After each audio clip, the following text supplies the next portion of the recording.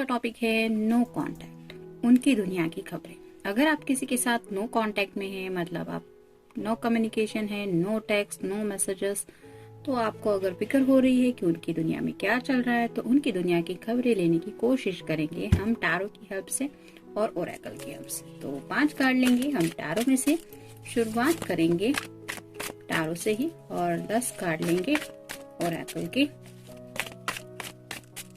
ये cat tarot लिया है स्पेसिफिकली, जो थोड़ा मैजिकल भी माना जाता है, तो हमें ताकि हेल्प मिले क्या चल रहा है ये जानने के लिए।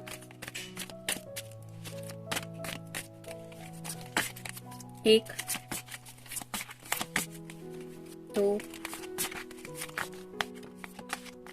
3, 4 और ये हो गए 5। अब देखते हैं ओरेकल में से कार्ड क्या कहते हैं।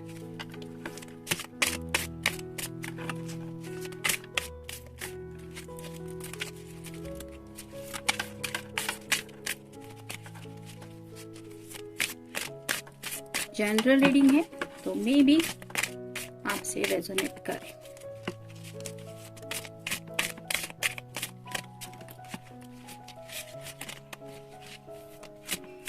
अगर आपने इस रीडिंग को क्लिक किया है तो हो सकता है यूनिवर्स की तरफ से आपके लिए कोई मैसेज है। अब कौन से मैसेज आने वाले हैं ये तो मुझे भी नहीं पता, मैं सिर्फ काम कर रही हूँ ये मैसेजेस लेने का।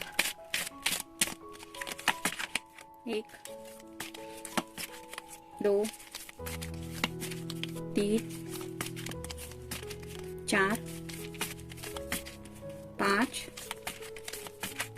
6, 7, 8, 9 और ये हो गए 10। देखते हैं कार्ड्स क्या कहते हैं। शुरुआत करेंगे हम टैरो से। पहला ही कार्ड है द हैंगमैन।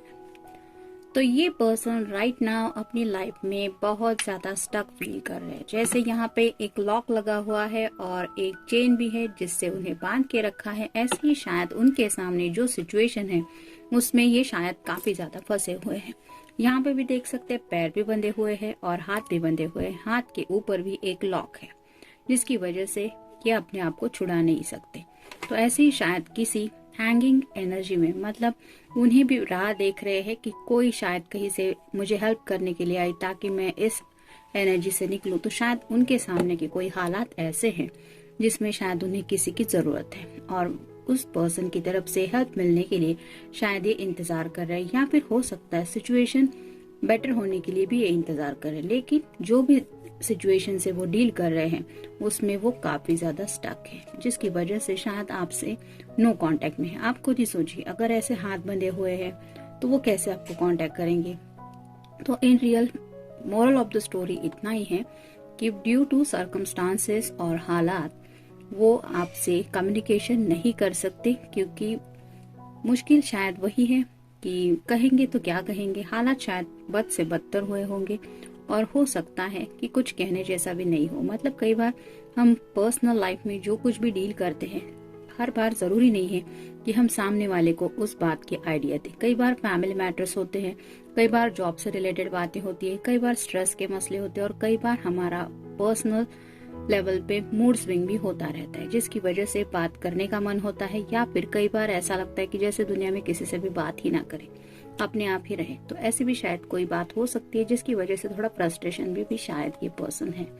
नेक्स्ट है 9 of pentacles, earth sign, Taurus, Virgo, Capricorn. यहाँ पे जैसे 9 का कार्ड आया है और ये जो लेडी है वो रिलैक्स होने की कोशिश कर रही है, क्योंकि ये ढेर सारे फ्रूट्स है, उसने जो मेहनत की है वो रंग लाई है। और 10 ऑफ पेंटिकल्स की ये काफी नजदीक है।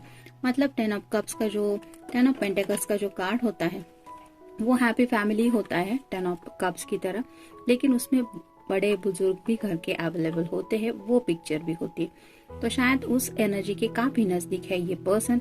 मतलब थोड़ा सा स्ट्रेस की वजह से रिलैक्स होने की कोशिश कर रहे हैं।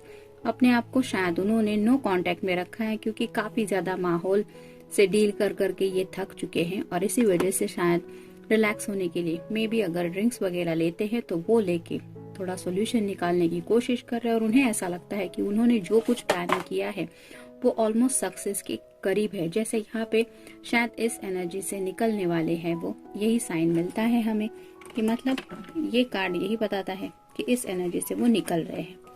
तो शायद उसी चीज के लिए थोड़ा सा वेट कर रहे हैं, रिलैक्सेशन के मूड में भी थोड़ा सा हो सकते हैं।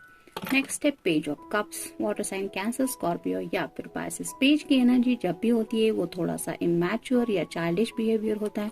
ये पर्सन कोई पिक्चर ड्रॉ कर रहा है, यानी कि इनके दिलो दिमाग पे कोई बात है, वो पूरी होने के लिए ये अपनी तरफ से कोशिश कर रहे हैं, लेकिन इसमें इनका ध्यान बिल्कुल भी नहीं है कि इनके कपड़े खराब हो रहे हैं, बाकी का कलर नीचे गिर रहा है, काफी ज्यादा वेस्टेज हो रहा है। मतलब वो इस बात पे ध्यान नहीं दे रहे हैं कि आप दोनों अगर नो कांटेक्ट में है तो वक्त, ये जो प्रेजेंट मोमेंट है वो हाथ से निकलता चला जा रहा है।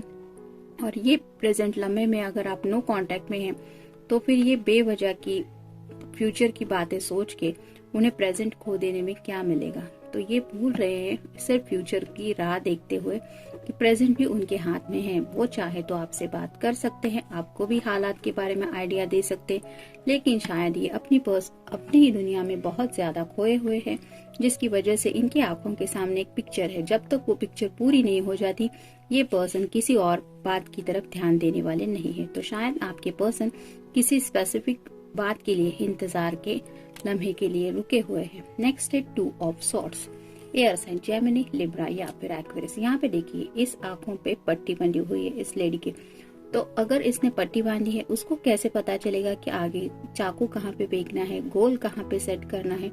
एक तो निशाने पे लग गया है, ये पता नहीं है कि इसने मारा है या ऑलरेडी पहले से वहां पे है, लेकिन दूसरा चाकू कहाँ पे जाके गिरेगा ये पता नहीं है। तो ऐसे ही शायद आपके पर्सन जो है वो ऐसे ही ब्लाइंड फोल्डेड है, मतलब जो सामने है उसको अनदेखा कर रहे हैं और उनके दिलो दिमाग पे जैसे इस लेडी ने एक गोल सेट किया है और उसको लगता है कि बंद आंखों से भी वो उस गोल को पा लेगी, वैसे ही शायद आपके पर्सन भी गोल को सिर्फ फोकस कर रहे हैं और उनके माइंड ये बात निकल नहीं रही है कि उन्होंने जो फोकस किया है वही उनको पाना है। शायद इसी वजह से ये जैसे आंखों पे पट्टी बंधी हुई है वैसे ही आपके पर्सन अपने आंखों की पट्टी खोलने के लिए तैयार नहीं है और इसी वजह से वो प्रेजेंट लम्हे को नहीं देख रहे हैं। नेक्स्ट है द एम्परर। तो एम्परर के सामने आप देख सकते हैं एक प्लान है और उस मुताबिक वो एक्शन लेने के बारे में सोच रहा है। तो हो सकता है ये कुछ प्लानिंग कर रहे हैं, क्योंकि ये जैसे यहाँ पे काफी सारी हिल्स वगैरह है, यानी कि पहाड़ी वगैरह है, तो मे बी उनको लगता है कि उनके सामने मुश्किलों का जैसे एक बहुत बड़ा पहाड़ खड़ा है या फिर कई सारी छोटी मोटी पहाड़ियां हैं जिनको क्रॉस करके उन्हें शायद आगे की तरफ जिंदगी में कदम उठाना है। और इसीलिए शायद ये प्लानिंग कर रहे हैं कि मुझे बस अब सब कुछ सही करना है ताकि मैं यहाँ से गिरूं भी नहीं और मुझे चोट भी ना लगे और मैं जल्द से जल्द ये सब क्रॉस करके अच्छे एरिया में पहुंच जाऊं। तो ये प्लानिंग राइट नाउ कुछ बातों को लेके कर रहे हैं। बर्थडे, शायद किसी का बर्थडे आ रहा है, हो सकता है आपका या आपके पर्सन का। अब ये तो सबके साथ कार्ड नहीं जाएगा, लेकिन मे बी किसी का बर्थडे आ रहा है तो कोई तो इस बर्थडे को लेके सोच रहा है। नेक्स्ट है मिसअंडरस्टैंडिंग। तो आप दोनों के बीच में अगर कुछ गलतफहमियां हुई है तो उन गलतफहमियों के बारे में भी ये काफी ज्यादा सोचते रहते हैं। मतलब उसकी वजह क्या थी, क्या आप सच में एक दूसरे को समझ नहीं पा रहे हैं या फिर कोई और वजह थी, ये भी वो सोचते हैं। कॉन्फिडेंस, राइट नाउ उन्हें कॉन्फिडेंस है कि उनके सामने जो भी मुश्किल हालात हैं उनसे वो अपने तरीके से डील कर लेंगे और इसी वजह से शायद इसी कॉन्फिडेंस के साथ वो आगे बढ़ने की कोशिश कर रहे हैं। इनविटेशन, हो सकता है न्यू ईयर में आपको कहीं मिलने के लिए बोलने के बारे में भी ये शायद सोच रहे हैं, या फिर हो सकता है इन्हें किसी का इनविटेशन आया है। हो सकता है किसी का बर्थडे फ्रेंड वगैरह का भी है और मे बी उसने इन्हें इनविटेशन दिया है। मे बी कोई अगर मेल पर्सन है तो उसकी फीमेल पर्सन भी दोस्त हो सकती है। तो ऐसा ही कोई इनविटेशन भी आया हो सकता है जिसकी वजह से भी शायद ये पर्सन सोच रहे हैं कि इस इनविटेशन को एक्सेप्ट करना चाहिए या नहीं। वैल्यू, तो हर एक चीज की वैल्यू होती है और इस पर्सन के सामने शायद कई सारी बातें ऐसी है जिसके बीच में उन्हें चूज करना है। मतलब एक तरफ शायद उनका करियर का कुछ प्रॉब्लम है या फिर उनके अपने लाइफ के मसले हैं या फिर उनके अपने दिल की हालत है। तो ऐसी कई सारी वैल्यूएबल बातें उनके सामने है और उसमें ये स्टक फील कर रहे हैं। मतलब सही एक्शन या फिर इम्पोर्टेंट क्या है ये भी चूज करने में उन्हें काफी ज्यादा देर लग रही है, क्योंकि इतनी सारी बात है। लंच टाइम, तो शायद जब भी ये इनका लंच टाइम होता है, स्पेसिफिकली उस टाइम पे शायद ये आपके बारे में ज्यादा सोचते हैं।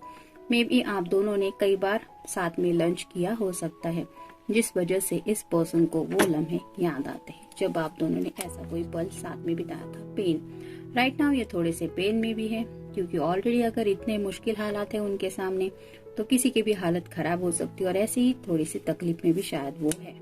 फोटोग्राफ्स, आप दोनों के फोटोग्राफ्स अगर साथ में हैं तो वो फोटोग्राफ्स देख के आपको मिस करते रहते हैं, या फिर आपका कोई डीपी है तो वो देखते होंगे, या फिर इंस्टा पे अगर आपने कोई पोस्ट डाली है तो वो भी देखते होंगे।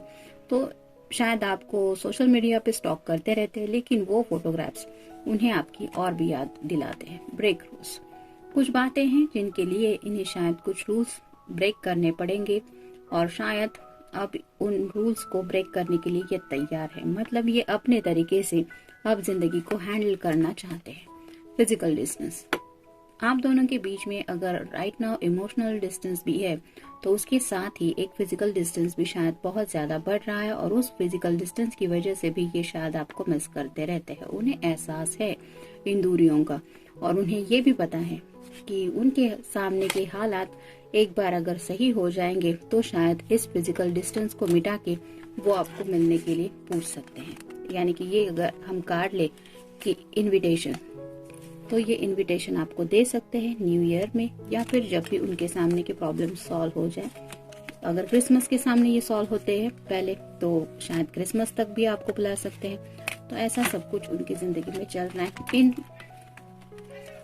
मतलब शॉर्टकट में अगर हम ये रीडिंग का काउंट करें तो फिलहाल तो ये पर्सन अपनी जिंदगी में काफी ज्यादा हालातों के साथ डील कर रहे हैं, और उसी वजह से स्टकनेस की एनर्जी में है। जनरल रीडिंग है, मिलते हैं नेक्स्ट रीडिंग में। Till then take care.